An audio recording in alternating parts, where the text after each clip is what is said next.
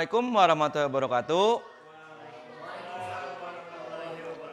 Mohon maaf mengganggu waktu Bapak Ibu. Di sini saya akan menyebarkan pemahaman dan pendalaman materi budaya positif yang telah saya pelajari dalam materi di CGP Guru Penggerak. Dan kebetulan saya mengikuti pelatihan calon guru penggerak angkatan 7. Ya. Dan di sini saya akan implementasikan dan menyebarkan pemahaman dan pendalaman materi tentang budaya positif, khususnya yaitu tentang 5 posisi kontrol dan keyakinan kelas. Next. Oke. Pak Yana maaf ya tadi minta tolong nextin ya. Oke, 5 posisi kontrol guru. Nah, di sini kita punya posisi kontrol. Ya. Setiap guru itu punya posisi kontrol. Di sini ada 5 posisi kontrol, yaitu yang pertama adalah posisi penghukum. Ya, yang kedua adalah pembuat rasa bersalah. Yang ketiga adalah posisi kontrol sebagai teman. Yang keempat sebagai pemantau. Yang kelima, sorry nggak diedit, sebagai manajer. Nah, di sini Bapak Ibu, apakah Bapak Ibu sudah membayangkan posisi kontrol apakah yang saya lakukan ke siswa saya? Pasti sudah membayangkan, ya. Sudah ya, ada yang penghukum, ada yang pembuat rasa bersalah, ada yang sebagai teman, ya, ada yang sebagai pemantau, bahkan ada juga yang sebagai manajer, gitu ya. Boleh dilanjut? Next. Oke. Ini adalah pengertian sebagai penghukum. Nah, seorang penghukum bisa menggunakan hukuman fisik ataupun verbal. Contohnya, guru menerapkan posisi penghukum akan berkata, "Patuhi aturan saya. Kamu selalu saja salah. Itu aja orangnya. Kamu ente wae nu asup KBK." Ya, betul Pak Yaldi ya. Nah, pasti selalu yang jadi pembuat masalah adalah kamu. Sok kamu push up 50 gitu ya. Nah, itu adalah posisi penghukum ya. Mungkin juga itu pernah dilakukan oleh saya, bukan mungkin, emang pernah dilakukan oleh saya. Dan mungkin juga pernah dilakukan oleh Bapak Ibu gitu ya. Karena posisi kontrol kita kadang-kadang kita meluapkan emosi kita terhadap anak yang tidak memiliki aturan sebagai posisi penghukum. Nah, di sini hasilnya kemungkinan murid akan marah dan mendendam atau bersikap agresif. Bahkan jika anak itu sudah memiliki dendam, dia bisa aja melukai kita ataupun dia bisa merusak barang milik kita. Ini contoh saya pernah waktu di SMA.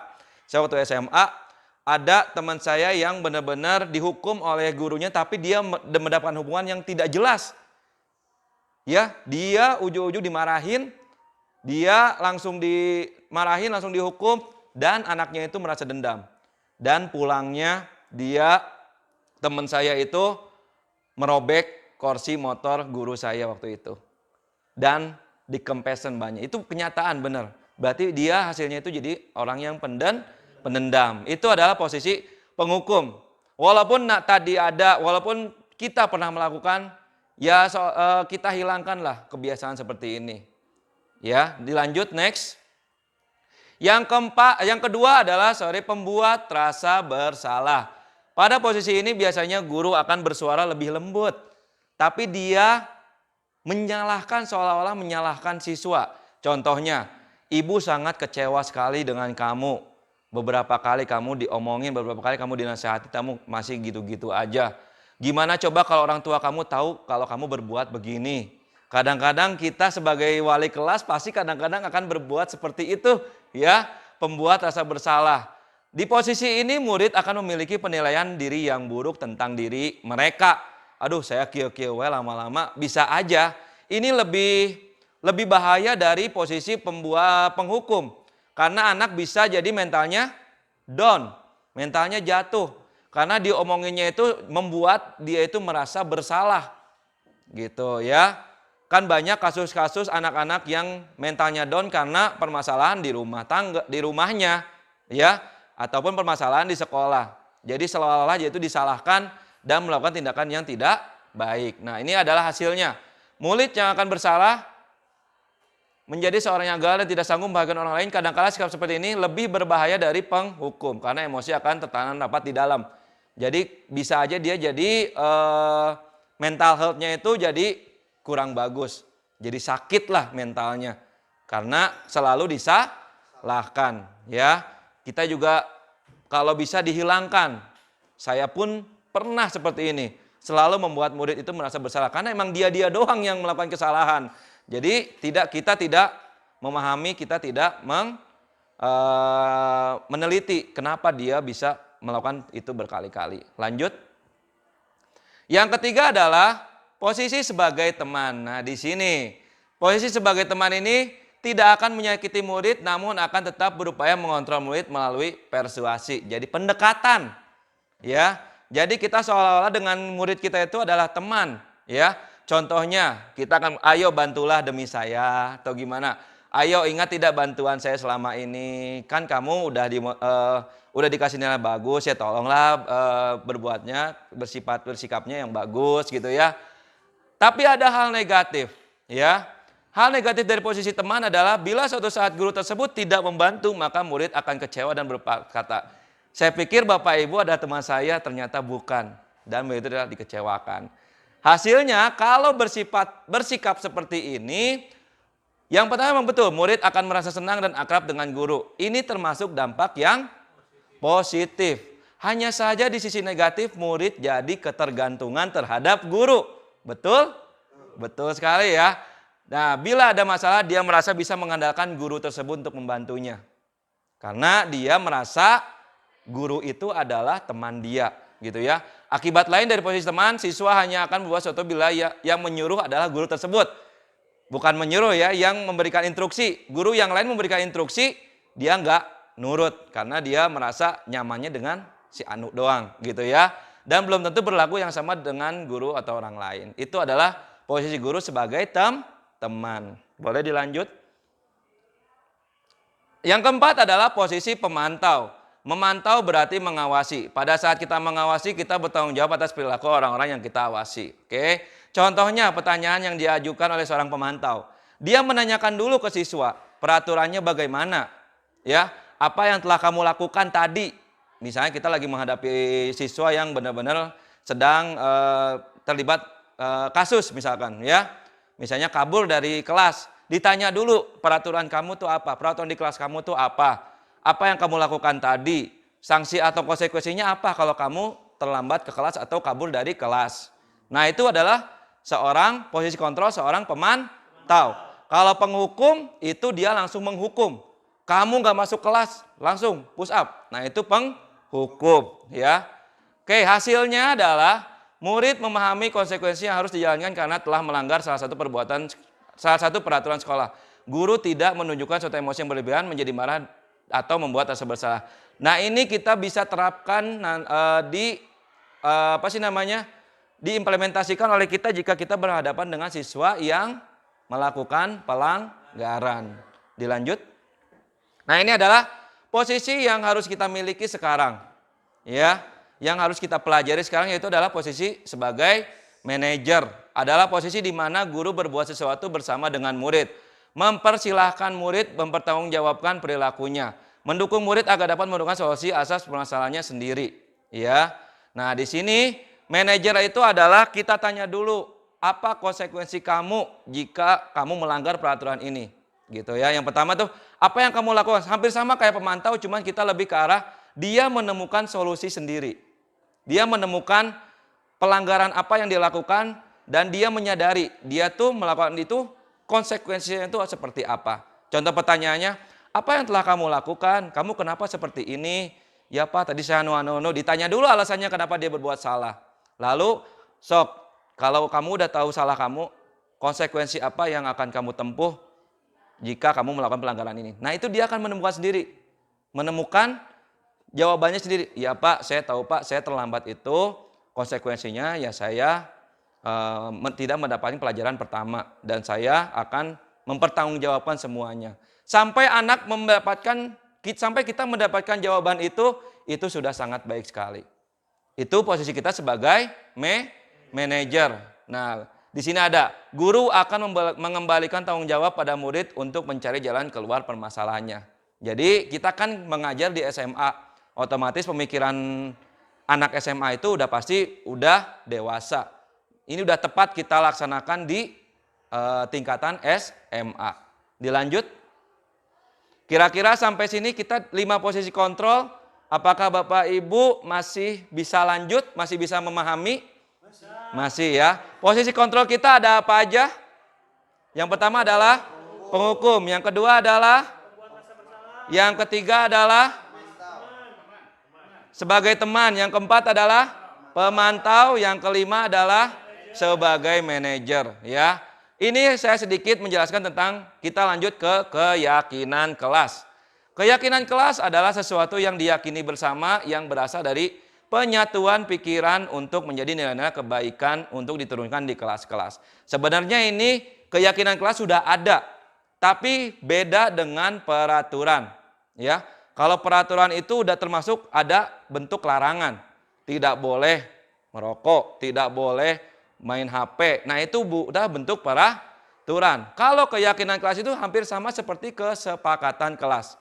Nah ya, keyakinan kelas adalah langkah untuk mewujudkan budaya positif yang dipusatkan pada murid. Nah ini bedanya, bukan kita yang membuat keyakinan kelas, bukan kita yang membuat kesepakatan kelas, tapi siswa. Ya, contohnya nih, saya tadi udah mencoba untuk membuat sebuah keyakinan kelas di mapel saya di kelas 10 MIPA 1. Ya, nih nanti ada hasil-hasilnya. Nah, jadi keyakinan kelas itu adalah hampir mirip dengan peraturan, tapi bukan peraturan, tapi adalah kesepakatan kelas di pembelajaran kita. Ya, tapi disampaikan oleh murid-murid, bukan saya yang membuat. Kalau misalnya saya yang membuat atau guru yang membuat, itu udah termasuk peraturan. Di pembelajaran PJOK kamu nggak boleh pakai baju bebas ya, kamu nggak boleh pakai. Nah itu di apa sih namanya? Disebutkan oleh gurunya, itu udah masuknya ke peraturan, ya. Nah ini saya sudah membuat beberapa keyakinan kelas di kelas 10 MIPA 1 dengan cara membuat sticky note dan dibagikan kepada siswa-siswa. Nah di sini ada siswa, ada yang bilangnya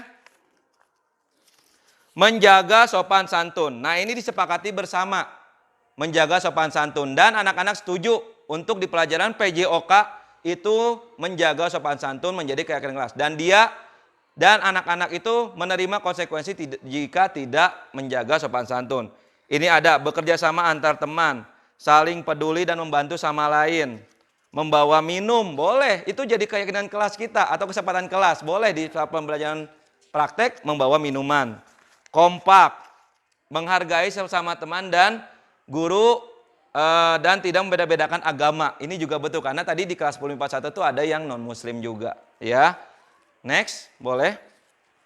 Nah, ini adalah contohnya keyakinan kelas. Nah, ini ada contohnya, setiap anggota kelas perlu belajar, senang, melakukan tugas. Nah, ini sebenarnya dari siswa semuanya. Saling menghargai, merasa aman, bersikap positif, senantiasa menjadi terbaik, percaya, dan lain-lain. Ya, ini dibuat semacam banner kecil lah, spanduk kecil, atau boleh tulisan kreasi anak-anak, boleh. Ya, jadi keyakinan kelas itu apa? Ini lebih tepat bagusnya itu dibuat oleh wali kelas. Jadi keyakinan kelas itu ada apa aja gitu ya. Misalkan hormat dan patuh terhadap guru, saling menghargai antar teman, ya. Dijawab konsekuensinya apa. Lanjut next. Oke, ini contoh juga keyakinan kelas. Ini di kelas 9 ini yang lain ya. Nah, bekerja menjaga kebersihan kelas, saling peduli, menjaga dan berkabar sesuai tempatnya, tepat waktu, dan mengerjakan tugas tepat waktu. Dan ini disepakati oleh semua siswa di kelasnya masing-masing. Makanya siswa jadi tahu keyakinan kelas kita itu apa gitu ya. Next. Oke, sekian dari saya. Mohon maaf bila ada salah-salah kata. Mohon maaf juga jika saya misalkan ada kesalahan dalam memberikan materi. Saya juga sedang belajar. Mudah-mudahan materi yang saya berikan tadi bisa bermanfaat bagi Bapak Ibu semua. Terima kasih atas kehadirannya. Mohon maaf mengganggu waktunya. Assalamualaikum warahmatullahi wabarakatuh.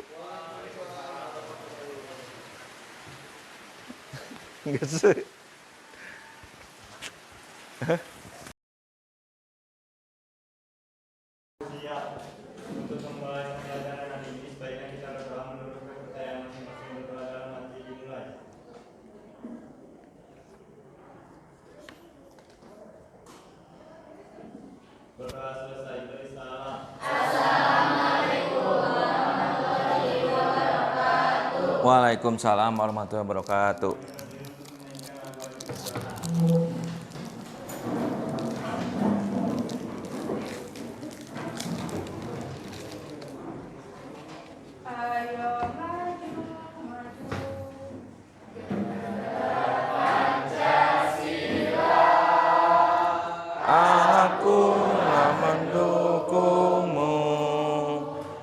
Patriot proklamasi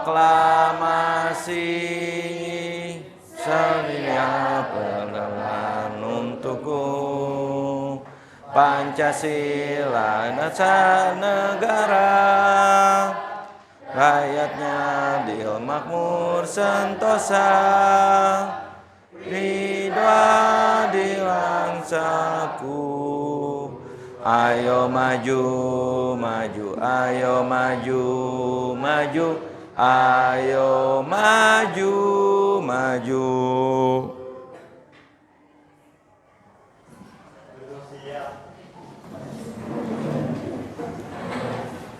Oke ya, diulang. Assalamualaikum warahmatullahi wabarakatuh. Waalaikumsalam warahmatullahi wabarakatuh. Gimana kabar kalian? Baik ya. Kita bertemu lagi di pelajaran PJOK di awal tahun pembelajaran di semester 2 atau semester genap. Alangkah baiknya sebelum kita memulai pembelajaran PJOK selama satu semester ini, kita harus di kelas ini membuat keyakinan kelas atau bisa disebut juga kesepakatan kelas. Ya, ini beda dengan peraturan. Mungkin kalian menyamakan peraturan mungkin atau gimana. Tapi ini adalah keyakinan kelas kita, yaitu kesepakatan kelas itu di mapel PJOK itu mau seperti apa. Nah ini nggak boleh ada kata-kata dilarang, nggak boleh ada kata-kata tidak boleh, tapi kata-kata yang positif dari kalian.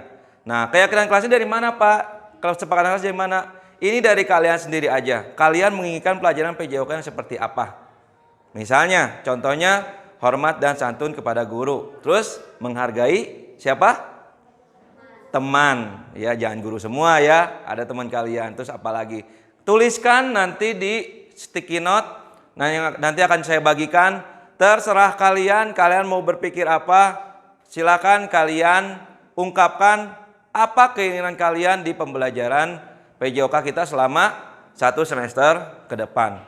Ya, nanti akan saya kumpulkan di sini, nanti akan saya pilih dan disepakati oleh kalian semua.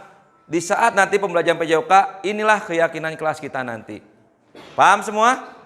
Paham ya.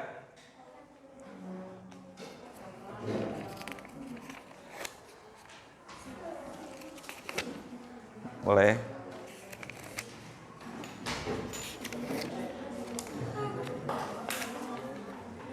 Nanti ditempel di depan ya. Mau warna pink? Kan susah. Iya.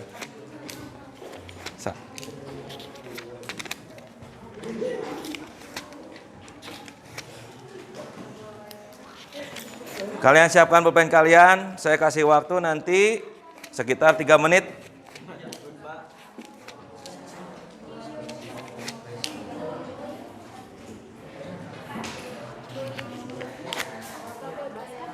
Hah?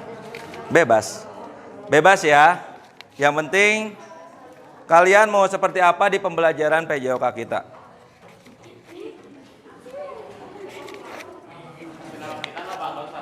Nggak usah pakai nama. Nggak usah pakai nama. Untuk menjaga privasi. Oke, saya kasih waktu 2 menit untuk kalian memberikan pendapat tentang keyakinan kelas kita di 10 MIPA 1 mau seperti apa. Ya, supaya kalian nyaman nanti belajarnya.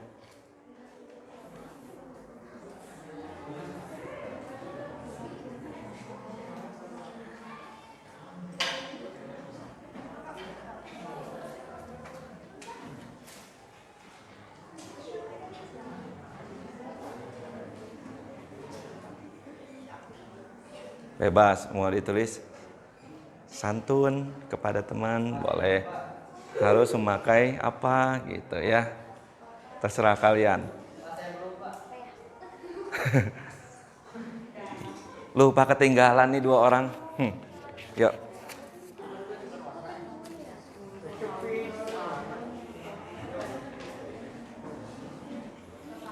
Kalau sudah dikedepanin aja, ditempel di sini ya.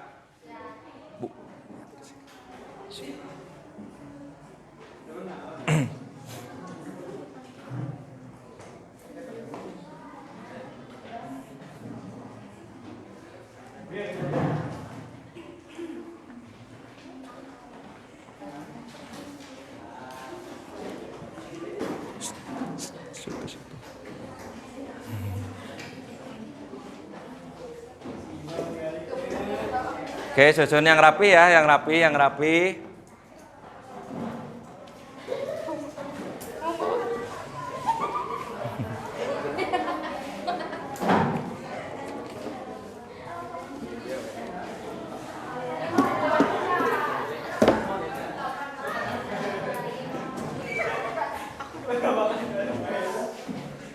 Lebih banyak.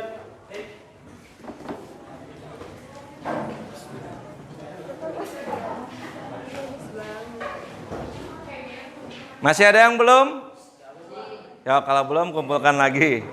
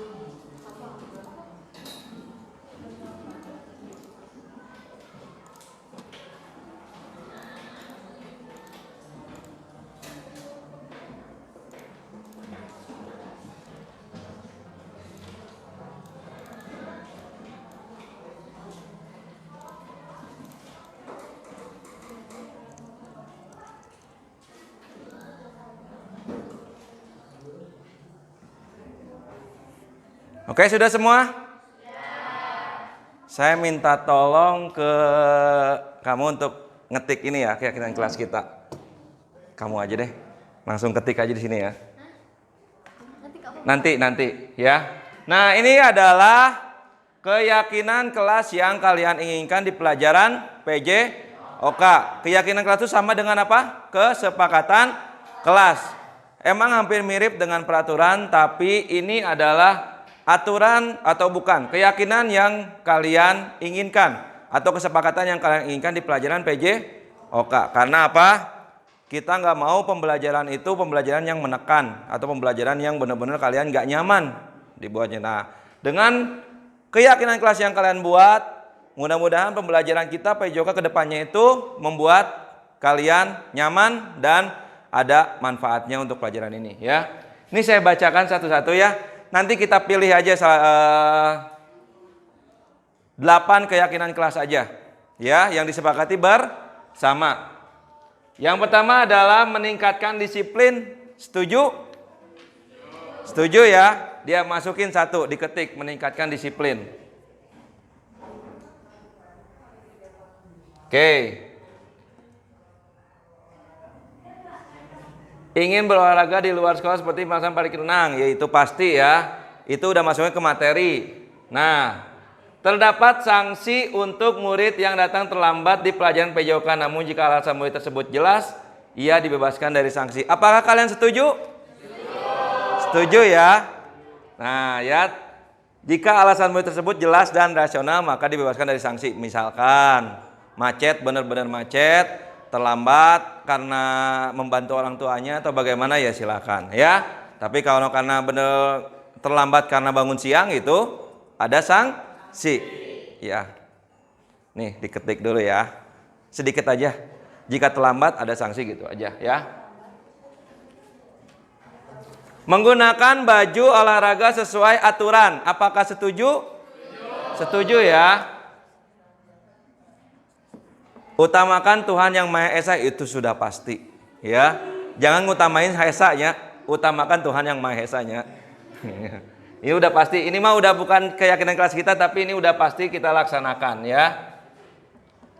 Membawa minum, kompak, tepat waktu, menjaga kebersihan kelas dan halaman sekolah. Kebetulan ini udah pasti, lihat kelas kalian udah pasti bersih setiap ada guru masuk ya. Ini bukan keyakinan kelas, tapi udah kebiasaan ya. Lebih menghargai teman satu sama lain. Nah ini, setuju gak kalian? Setuju ya, lebih menghargai teman. Oke, lanjut lagi. Membawa minum, harus menghargai, menjaga sopan santun. Nah ini lebih menarik. Harus menjaga sopan santun. Sopan santun itu bukan ke guru doang, tapi ke sesama teman pun juga sama ya. Contohnya jangan saling membuli, jangan saling mencela atau menghargai pendapat teman. Setuju ini? Setuju ya. Ini kita jadikan baru berapa, Neng? 5 ya. Ini ada 4 tadi dipegang. Oh, ya baru 4 ya. Hormat dan santun udah. Saling menghargai. Boleh memakai sepatu selain warna hitam. Emang di PJOK mah boleh, asal bawa 2 sepatu. Apalagi kalian Jumat kan bebas. Ya udah ya. Ini udah pasti ya, udah nggak usah di ini ya. Harus lebih kompak, saling peduli. Nah, bekerja sama antar teman. Kebetulan PJOK itu adalah kegiatan yang benar-benar kalian membutuhkan kekompakan. Makanya walaupun bekerja samanya dalam hal yang positif, ya. Jadi bentuk kelompok ataupun ini setuju juga kalau dijadikan peraturan keyakinan kelas kita. Setuju bekerja sama dengan antar teman, tapi dalam hal yang positif, ya. Ini bekerja sama antar teman.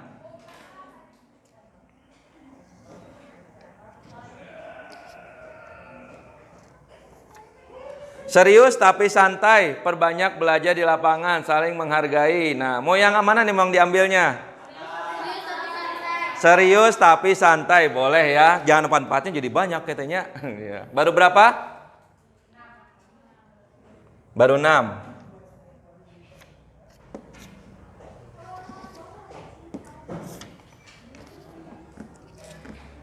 Atur aja gimana baiknya Tuhan. Kok Tuhan? Sopan dan santun kepada semua orang. Menghargai satu sama lain dan menghormati kepada guru dan tidak membeda-bedakan agama. Nah, ini betul tidak? Setuju gak? Ini wajib ya. Ini saya jadikan keyakinan kelas supaya kalian bisa saling menghargai. Boleh. Ini udah ada berapa? Tuh 2, 3, 4, 5, 6, 7, 8 pas ya. Saya ambil 8 keyakinan kelas yang kalian buat. Ya. Dan tadi sudah kita sepakati dan sekarang coba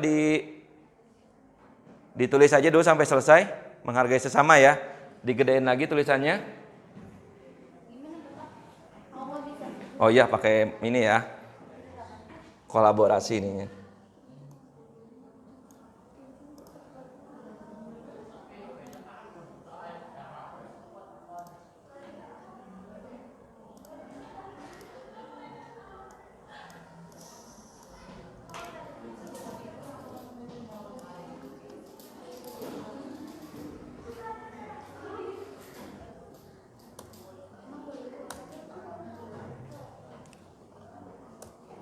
Oke. Coba dibacakan oleh Kaisa keyakinan kelas yang kita buat tadi dan kita sepakati bersama. Mangga Kaisa. Pakai ini. Baru 7? Iya. Tapi ada 8 ininya. Iya, itu yang boleh kita tambahkan lagi satu lagi. Kita tadi sepakatnya 8 ya. Apa satu lagi yang belum? Coba Neng ke depan yang belum. Meningkatkan disiplin, udah ada. Menggunakan baju olahraga. Nah, menggunakan baju olahraga sesuai aturan. Kerennya ngetik di situ bisa ke sini. Sesuai aturan. Oke.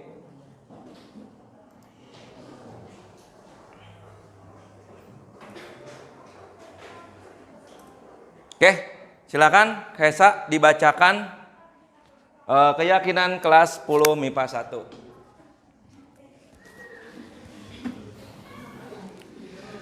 Keyakinan kelas 10 MIPA 1 yang pertama adalah meningkatkan kedisiplinan.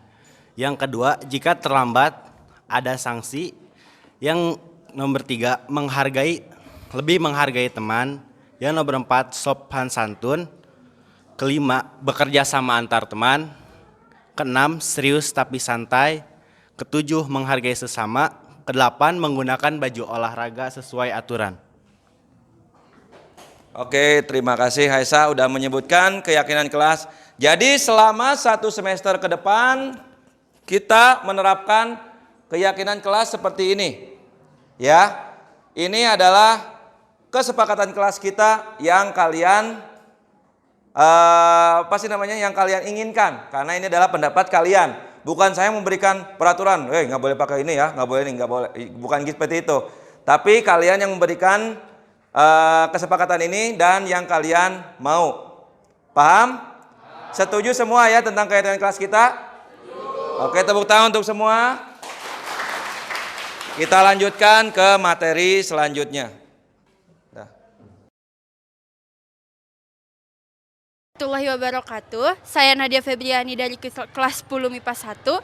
Kami tadi belajar PJOK tentang keyakinan kelas. Saya merasa senang karena pendapat saya dapat tersampaikan dan diterima serta disetujui oleh teman-teman sekelas. Dan pelajaran PJOK akan lebih efisien karena kami akan mengikuti peraturan yang kami buat sendiri. Sekian, terima kasih. Assalamualaikum warahmatullahi wabarakatuh. Perkenalkan, nama saya Kaesa dari kelas 10 MIPA 1. Perasaan saya setelah mengikuti pelajaran tentang keyakinan kelas, perasaan saya lebih lega dan lebih nyaman karena pendapat saya dapat diterima dengan baik oleh teman-teman.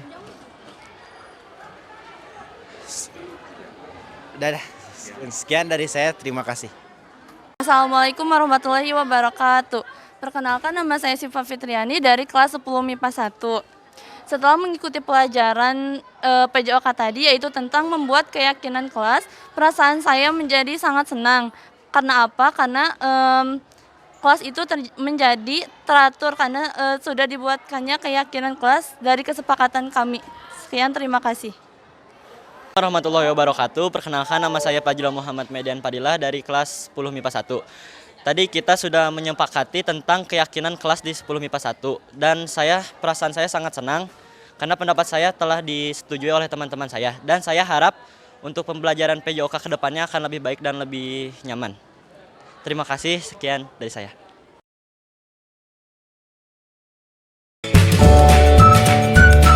Tadi Bapak udah bahas tentang materi pergaulan sehat. Sekarang Bapak tugaskan kalian untuk membuat resume apa yang telah tadi kita bahas. Silakan kalian kerjakan. Saya kasih waktu 10 menit dari sekarang. Silakan ya.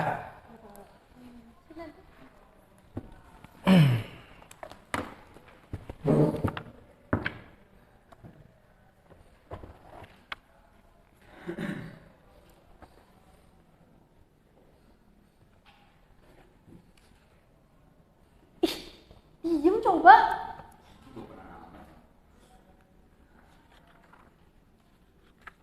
Ih, diam.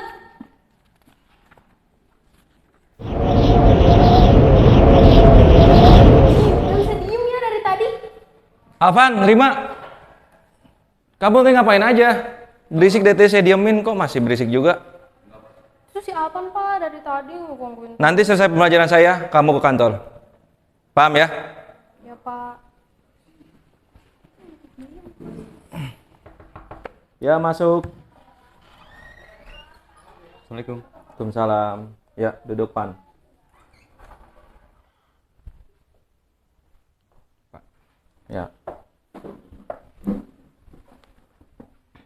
Kamu pasti tahu kan kenapa Bapak manggil kamu ke sini. Apa yang tadi kamu lakukan terhadap Rima, Pan?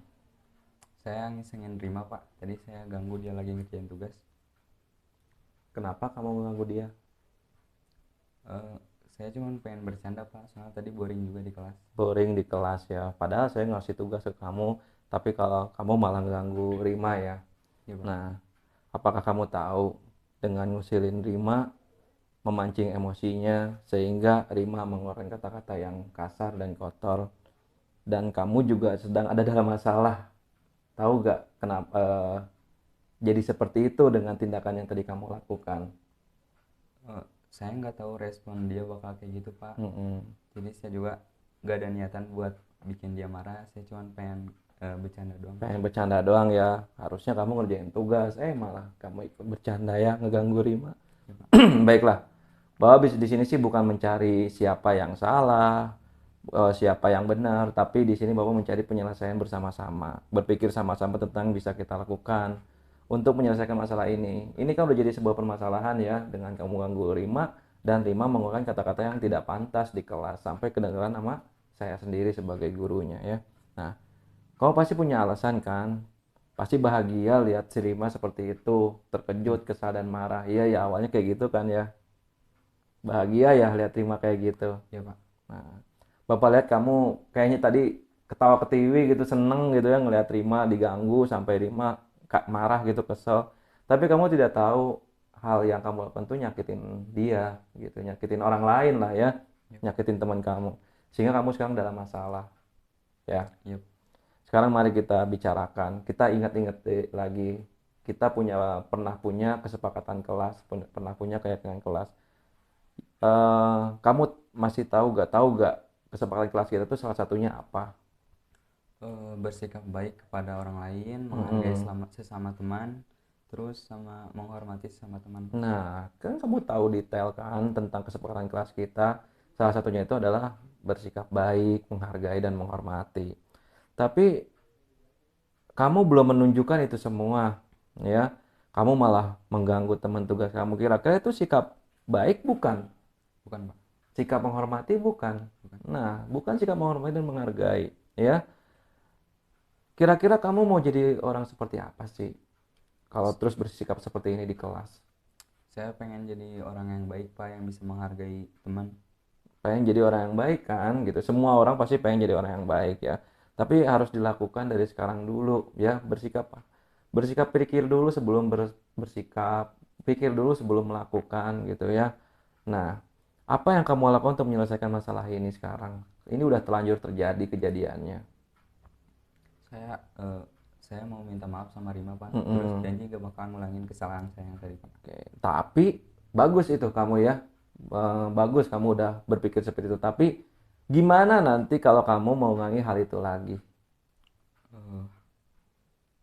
Saya siap menerima sanksinya, Pak. Siap menerima konsekuensinya ya. Siap menerima sanksinya ya. Siap. Oke ya, Bapak maafkan. Kamu nanti juga harus minta maaf ke Rima.